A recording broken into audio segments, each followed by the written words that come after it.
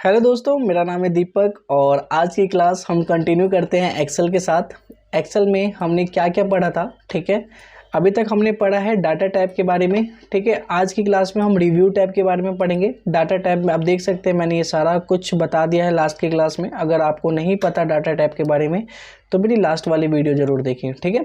आज की क्लास में हम रिव्यू टाइप के बारे में पढ़ेंगे। इसमें कई सारे ग्रुप हमें देखने को मिल रहा है, वन वन करके हम सारे ग्रुप्स के बारे में पढ़ेंगे। तो सबसे पहले आ रहा है प्रूफिंग ग्रुप जो है, इसके अंदर तीन चीज़ हमें देखने को मिल रही है, spelling, treasure and workbook statistic, ठीक है। तो हम सबसे पहले स्पेलिंग की बात करें। स्पेलिंग में हम क्या कर सकते हैं, हम स्पेलिंग अपना एरर ठीक कर सकते हैं। जैसे कि मान लो कि कई बार हम टाइप करते हैं डाटा को, बहुत सारे एंट्री करते हैं, ठीक है। जैसे मैंने यहाँ पे लिख दिया, अभी फ़िलहाल बहुत आसान लिखता हूँ मैं, यहाँ पे लिखता हूँ एप्पल, ठीक है। यहाँ पे एक चीज़ ध्यान रखना है कि मैं कुछ गलतियाँ भी करूँगा, ठीक है। यहाँ पे तो एप्पल, ठीक है, ठीक है। उसके बाद यहाँ पे लिखता हूँ मैं टीचर, ठीक है। यहाँ पे लिखता हूँ मैं एलिफेंट, ठीक है। एलिफेंट में मैं डबल एंटी लगा देता हूँ, ठीक है। यहाँ पे लिखता हूँ मैं प्ले, डबल वाई लगा दिया मैंने। यहाँ पे मैंने कुछ एरर करना है, बस ये नॉर्मल से ये समझो। मैंने यहाँ पे लिखा ऑरेंज, ठीक है।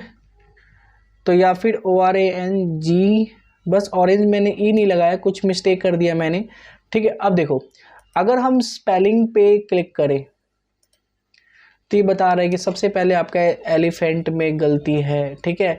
अगर आप इग्नोर पे क्लिक करते हैं, इग्नोर वंस, तो इसका मतलब ये इग्नोर कर देगा, इसको ठीक नहीं करेगा, ये अगले पे पहुंच जाएगा। जैसे मैंने इग्नोर वंस किया तो ये अगले पे पहुंच गया, अगले पे बोल रहा प्ले में गलती है, इसको भी इग्नोर करूंगा तो ये अगले में पहुंच जाएगा, ठीक है।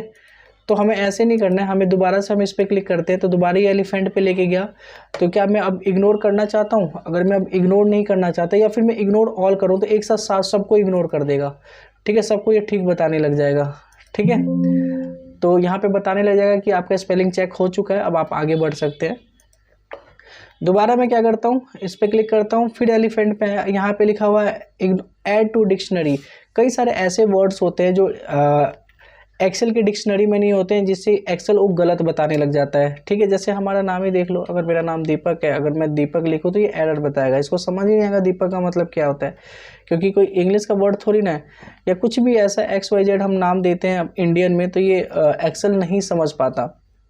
तो उस केस में हम ऐड टू डिक्शनरी कर देंगे।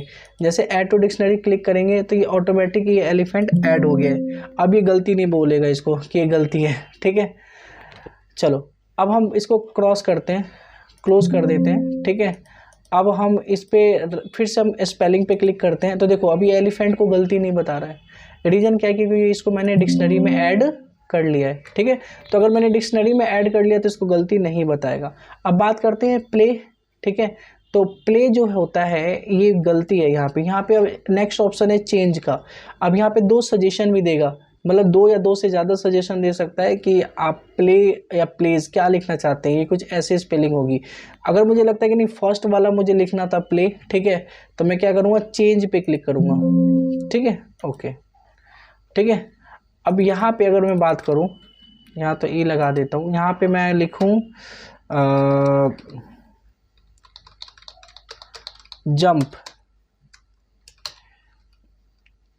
जंप में MP लगा देता हूँ, JAMP होता है, मैंने JAMP लगा दिया। देखो इससे कुछ गलतियाँ बता रहा है।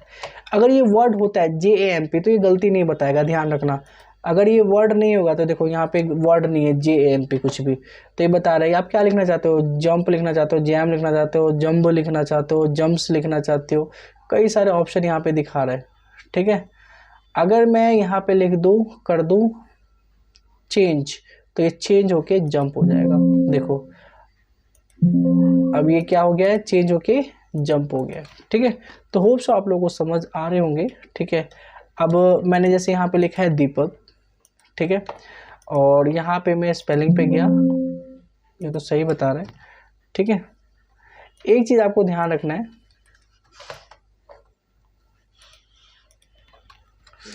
ठीक है। मैंने लिखा मॉनिटर, TER लिख दिया, मॉनिटर ये भी होता है स्कूल मॉनिटर, ठीक है। और मॉनिटर लिखता है तो वो भी होता है MONTOR, MONITOR है ना, मॉनिटर वैसे हो जाता। मैंने लिखा, मैंने और क्या लिखूँ मैंने लिख दिया फ्रीज, FRIGE, जबकि फ्रीज की स्पेलिंग होता है FRIDGE, है ना। मैंने ये गलती मैंने यहाँ पे की है कुछ। इसके बाद मैंने लिखा बाईसाइकिल, साइकिल SY होता है, मैंने SICLE लिख दिया साइकिल। ठीक है, मैंने 2-3 गलतियाँ एक साथ कर दिया। मॉनिटर तो मेरे ख्याल से सही होगा क्योंकि मॉनिटर तो होता ही है। अब मैं गया स्पेलिंग पे। अच्छा, ये बता रहे कि क्या आपको ये लिखना था क्या, मॉनिटर, तो मतलब ये गलती है, पहचान नहीं पाया। ये बोल रहा है कि क्या आपकी ये होना चाहिए, मॉनिटर ऐसा होना चाहिए। तो अगर मैं चेंज करूँगा तो फिर ये अगले पे पहुँच जाएगा, फिर चेंज करूँगा तो फिर अगले पे पहुँच जाएगा। देखो जैसे मैं चेंज किया तो ये अगले पे पहुँचा, फिर चेंज किया तो ये अगले पे पहुँचा। ठीक है, अब मैं क्लोज कर देता हूँ।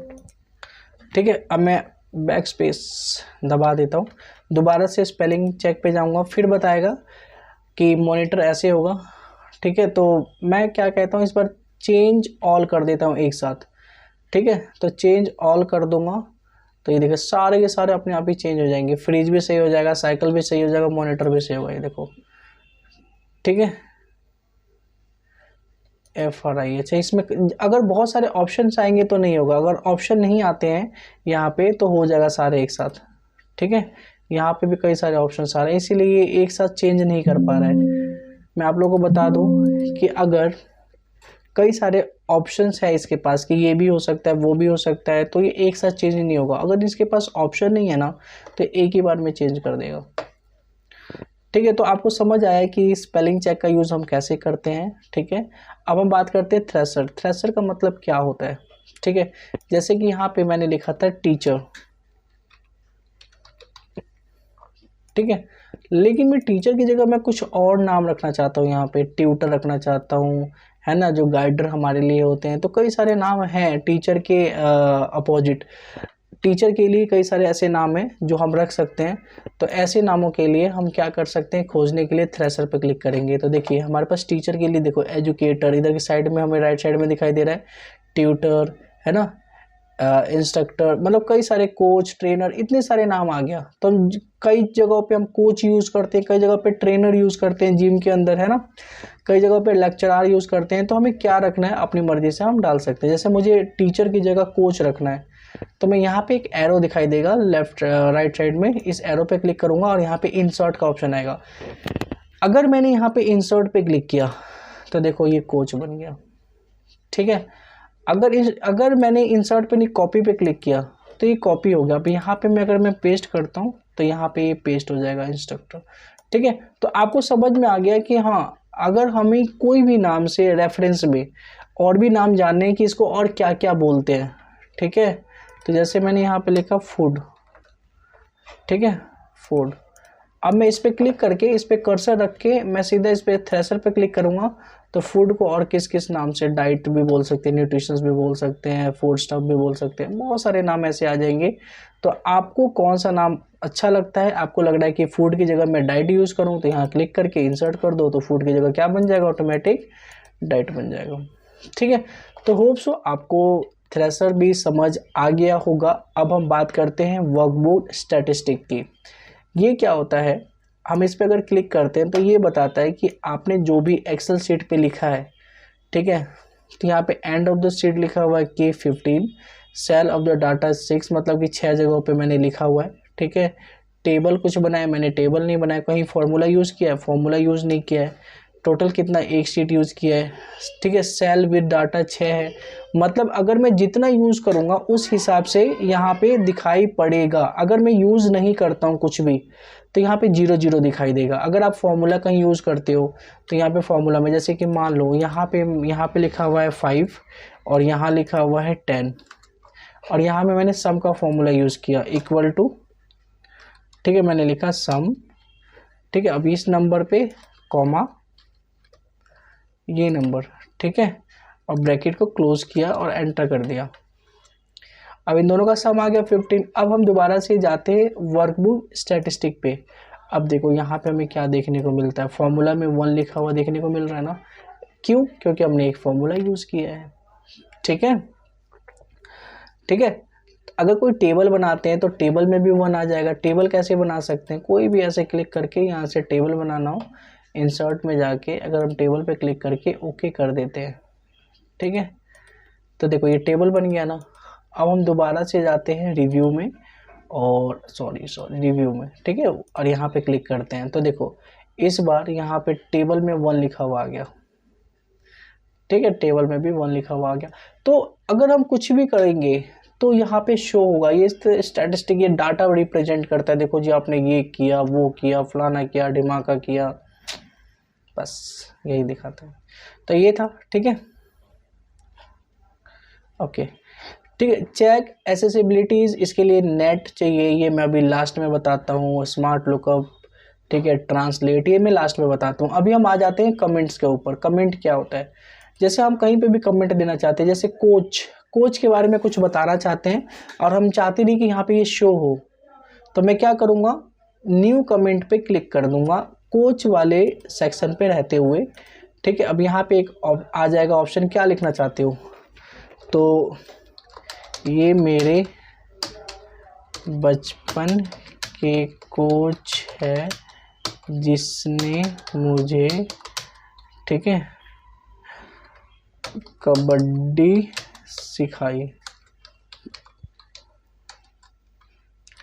ठीक है। मैंने ये व्हाट्सएप के लैंग्वेज में लिख दिया है, ठीक है, और मैं इस पर क्लिक कर दूंगा, ठीक है, या कंट्रोल के साथ एंटर प्रेस कर सकता हूँ या फिर मैं इस पर क्लिक कर सकता हूँ, ठीक है। तो देखो अब यहाँ पे तो हमें ओनली कोच दिखाई देगा, लेकिन अगर हम जैसे इस पे कर्सर लेके जाते हैं तो यहाँ पे कमेंट आ जाएगा इसके बारे में, ठीक है। जैसे इस पे कर्सर लेके जाएंगे वैसे ही दिखाई पड़ने लग जाएगा। अगर दिखाई नहीं पड़ता है तो इस पर क्लिक कर लेना, तो आपको दिखाई पड़ने लग जाएगा, ठीक है। ऐसी फ्रीज, ये फ्रीज के बारे में कुछ एक्स्ट्रा डालना है कि भाई ये 4 डोर फ्रीज है, कुछ भी अगर हमें एक्स्ट्रा कमेंट देना हो तो हम न्यू कमेंट पे क्लिक करेंगे और यहाँ पे डाल देंगे ये फ्रीज मेरे घर का है, ठीक है। कंट्रोल के साथ एंटर भी दबाएंगे ना तो ये पोस्ट हो जाएगा, ठीक है। तो यहाँ पे देखो आपको एक है ना पिंक कलर का कोने पे ये दिखेगा, ठीक है, ये बताता है कि भाई यहाँ पे कमेंट हो रखा है, कमेंट वाला है ये सेल, ठीक है। मॉनिटर पे अगर मुझे कुछ कमेंट करना हो तो इस पर क्लिक करेंगे हम लोग, ठीक है, मेरे क्लास का मॉनिटर बहुत ही खड़ूस है, ठीक है। कंट्रोल के साथ एंटर दबा दो, ये एक्सेप्ट। देखो हमने 3 कमेंट्स हमने बनाया तो तीनों कमेंट्स यहाँ पे हमें दिखाई पड़ रहे हैं ना, ठीक है। अब देखो अब इसके बाद आता है डिलीट। अगर मैं किसी पे भी क्लिक करूँ तो ये डिलीट का ऑप्शन दिखने लग जाएगा। अगर कहीं ऐसे सेल पे क्लिक करूँ जहाँ कमेंट नहीं है तो ये डिलीट का ऑप्शन नहीं दिखेगा।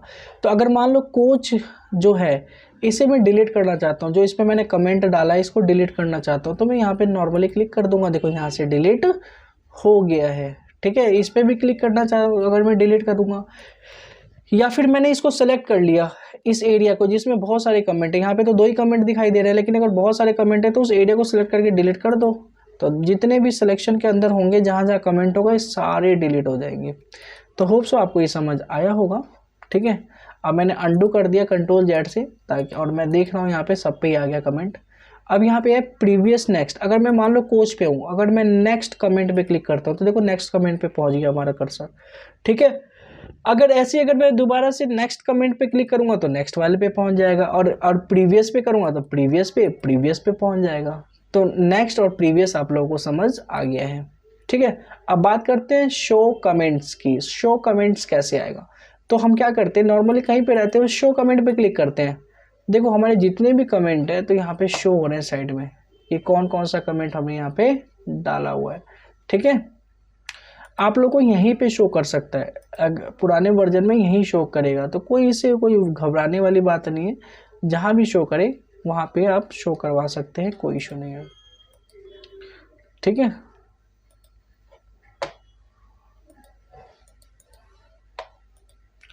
इसके बाद आता है नोट्स। नोट्स और कमेंट लगभग सेम ही से लगते हैं, ठीक है। नोट्स क्या है, मान लो किसी भी सेल पे नोट्स लिखना है तो मैंने क्या किया, नोट्स पे क्लिक करके न्यू नोट्स। अब ये नोट्स का ऑप्शन पहले वाले वर्जन में नहीं देखने को मिलेगा, ठीक है। तो नोट्स सेम ही है, मैं बता देता हूँ। नोट्स पे क्लिक किया तो यहाँ पे एक नोट आ गया, यहाँ पे कुछ भी लिख सकता हूँ कि इस सेल में, ठीक है, स्टूडेंट्स नेम को रखना है। ठीक है, अब जब भी इस सेल में कोई भी एम्प्लॉई जाएगा तो ये इससे पता चल जाएगा कि इस सेल में स्टूडेंट नेम को रखना है।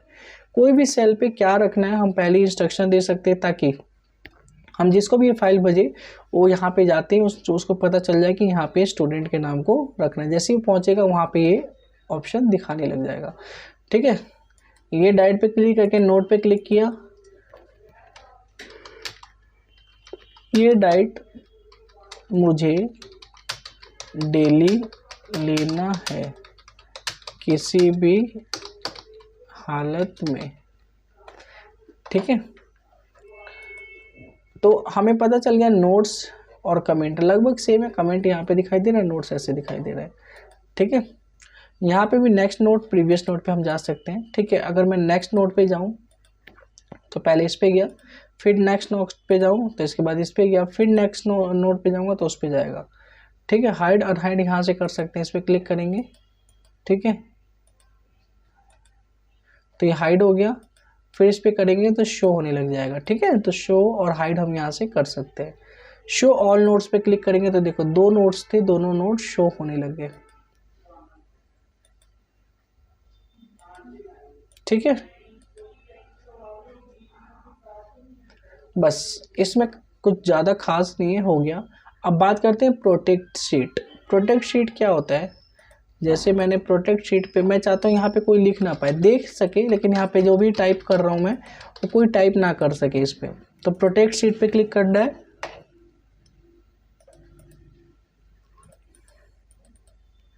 इन जितने भी टिक टिक आ रहे हैं ना उन सब पे टिक लगा देना है और यहाँ पासवर्ड डाल देना है। अब मैं यहाँ पे डालता हूँ 1 2 3। ओके, यहाँ पे भी वही चीज़ें 1 2 3 जो पासवर्ड है उसको री एंटर करना है। ठीक, अब यहाँ पे कुछ भी लिखो तो यहाँ पे हम देख रहे हैं कि यहाँ पे हम कुछ भी नहीं लिख पा रहे। रीज़न क्या है ना लिखने के लिए, क्योंकि हमने लॉक लगा दिया है। अब मुझे अनप्रोटेक्ट शीट पे क्लिक करना पड़ेगा कुछ भी लिखने के लिए, तो इस पर क्लिक करूँगा और यहाँ पे डाल दूँगा 1 2 3। ठीक है, अब मैं कुछ भी लिखना चाहता हूँ मैं लिख सकता हूँ। ठीक है, तो ये था हमारा प्रोटेक्ट शीट। ठीक है, इसके बाद आता है प्रोटेक्ट वर्कबुक। प्रोटेक्ट वर्कबुक ये क्या होता है, मान लो कि कोई भी हमारा डाटा है, कोई भी आया राइट क्लिक किया और डिलीट कर दिया। मैं चाहता हूँ ये सारे के सारे ऑप्शंस उसको हाईलाइट हो ही ना। ठीक है, उसको दिखे ही ना कि वो डिलीट कर पाए, रीनेम कर पाए। ठीक है, ऐसे कई बार होता है डाटा को रीनेम करके अपना फाइल बना लेते हैं, तो हम चाहते हैं कोई कर ही ना पाए। तो प्रोटेक्ट वर्कबुक पे क्लिक करेंगे। ठीक है, और यहाँ पे 1 2 3 डाल देंगे। Okay, 1 2 3 okay. ठीक है, अब देखो अगर इस शीट को डिलीट करने जाओ तो डिलीट का ऑप्शन ही नहीं दिखाई दे रहा, रीनेम का ऑप्शन भी नहीं दिखा रहा है, कॉपी का भी ऑप्शन नहीं दिखा रहा है। मतलब कई सारे ऑप्शंस यहाँ से हाइड हो गए हैं। क्यों? क्योंकि मैंने प्रोटेक्ट वर्कबुक किया हुआ है। अगर नॉर्मल मेरे को करना हो, ठीक है, तो 1 2 3 इसी पे क्लिक करके ओके कर देना। ठीक है, अब देखो अब राइट क्लिक करूँगा तो यहाँ पे ये सारा ऑप्शन दिखाई पड़ रहा है। ठीक है, आज की क्लास में इतना ही, बाकी जो भी बच गए हैं छोटे मोटे ये हो गए ये मैं अगली क्लास में आप लोगों को बताऊंगा। ठीक है, तो फिर मिलते हैं हम लोग अगली क्लास में। जब तक के लिए टाटा बाय बाय।